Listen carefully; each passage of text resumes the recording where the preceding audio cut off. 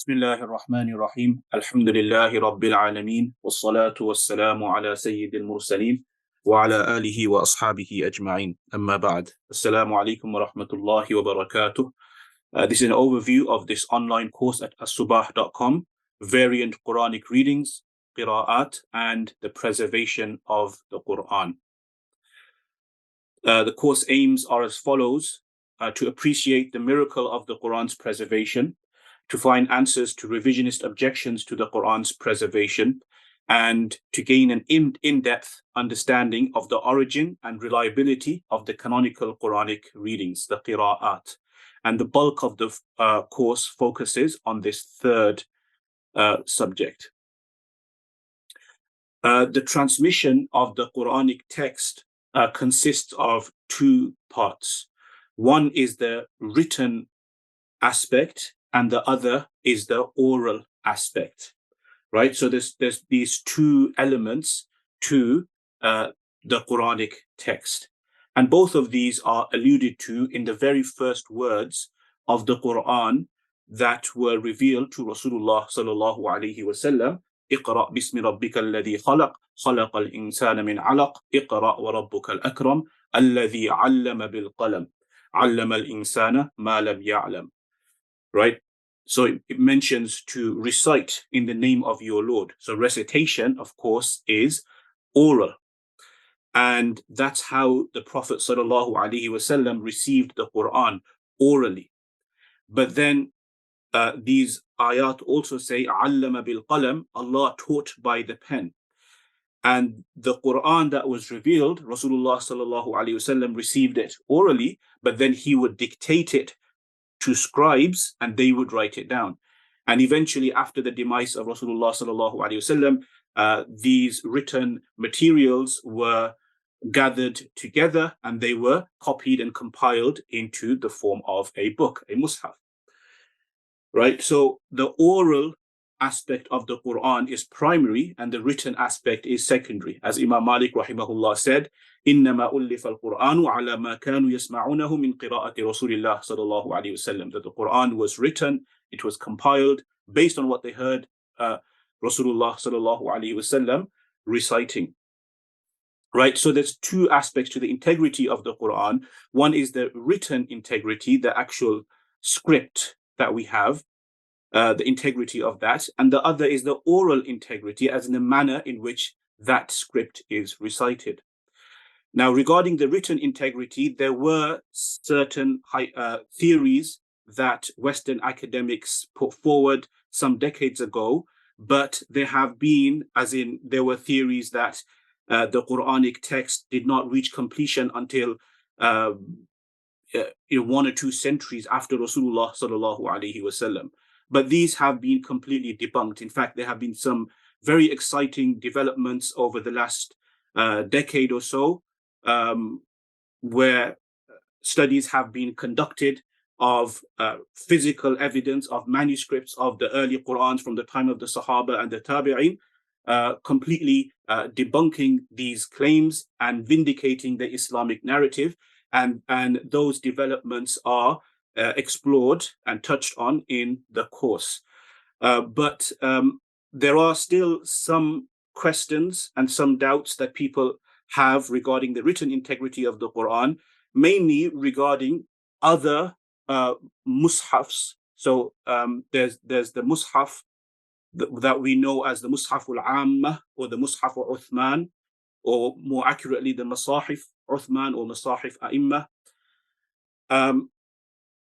That is what we use, but there were other mushafs in the time of the Sahaba which have not survived, like the Mushaf of Abdullah ibn Mas'ud radiyallahu anhu, and the Mushaf of Ubay ibn Ka'b. And the Mushaf of Ibn Mas'ud radiyallahu anhu had some passages missing that are not there in the Mushaf that we use. And the Mushaf of Ubay ibn Ka'b had some passages that are additional, that are extra to the Mushaf that we have. So these are certain issues and questions that people who object will put forward. And so that is the answers to those are explored and given in the course. Regarding the oral integrity of the Qur'an, most of the Qur'an is recited in the same way, but there are variations, as in what's called the qira'at. And these qira'at are ascribed to certain imams, certain specialists in the field of qira'at, like we say the qira'ah of Asim, or the qira'ah of Ibn Amir, or Abu Amr, or Nafi', right? And what Western revisionist academics will try to say is that at least some aspects of these variations, like for instance, غير المغضوب عليهم, it can also be read عليهم. Maliki can also be read Maliki. They would want to say that these specialists, these imams like Asim or Nafi or Ibn Amir, they invented these different ways of reading, or at least some of them. And they came up with it themselves based on the written text that they had before them, and they were just guessing because the written text can be read in different ways. But what the Islamic scholars have said consistently is no, the Quran was revealed in a multiform manner, what's called the aḥruf sab'a.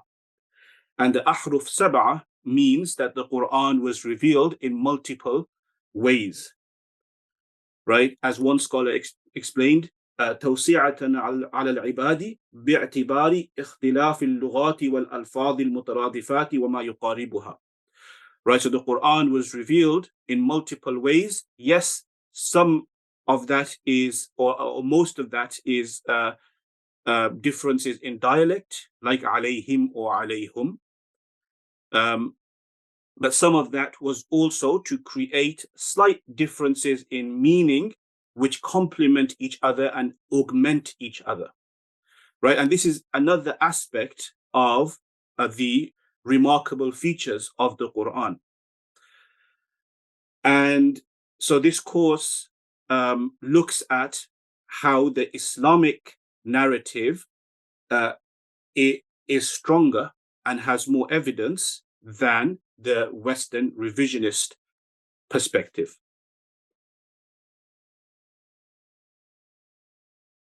So these are some of the topics that are looked at in the course. Number one, the history of the Quran's compilation.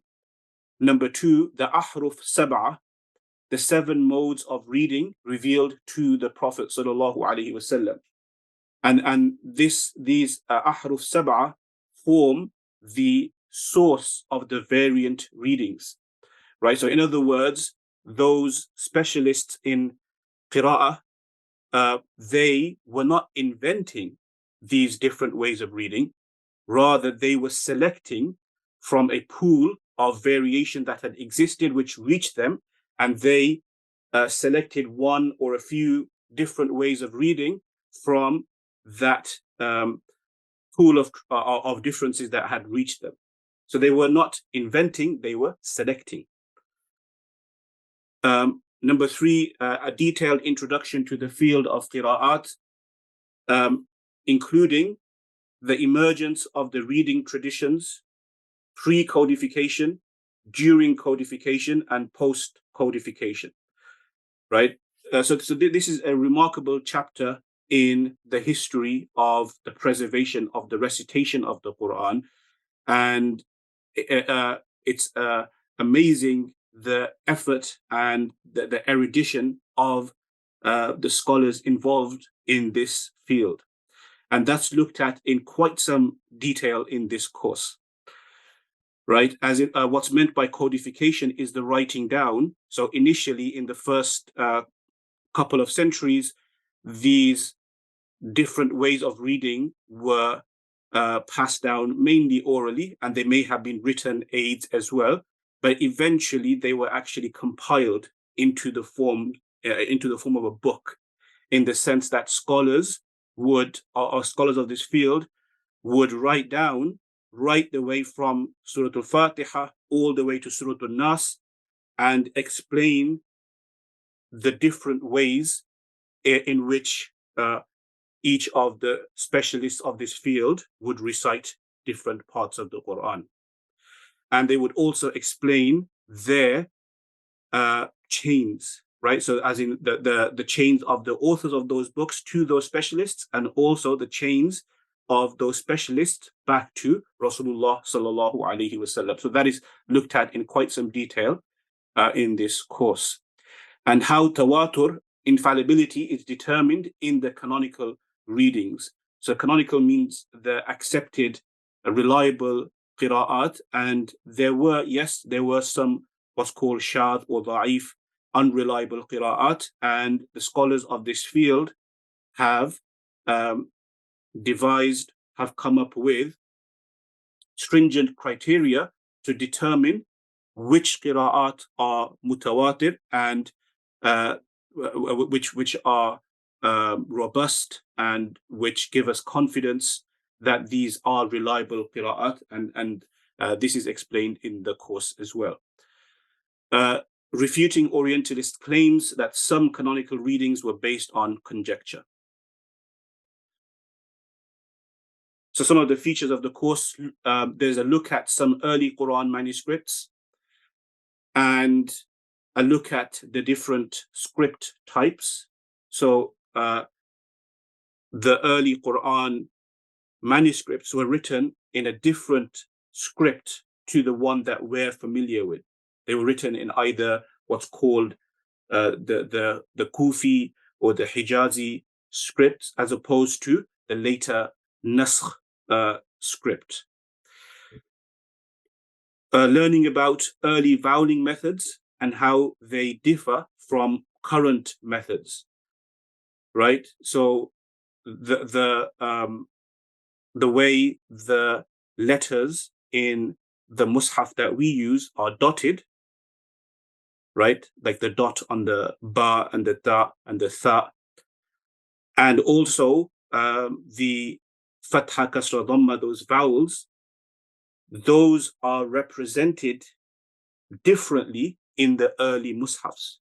So those will also be looked at briefly in the course. Recommending key resources, books, and websites. Comparing Islamic scriptural preservation to that of other religions, like the scriptures of the Jews and the Christians, and how they don't even come close to the amazing degree to which the Qur'an has been preserved. Utilizing primary and authoritative sources. And it's easy, it's a course that's easy to follow, even for beginners, but students of knowledge who have some exposure to this subject will also, inshallah, find benefit. And the course is online, and it consists of 10 recorded sessions, each approximately 1 hour. جزاكم الله خيرا. سبحانك اللهم وبحمدك أشهد أن لا إله إلا أنت أستغفرك وأتوب إليك. السلام عليكم ورحمة الله وبركاته.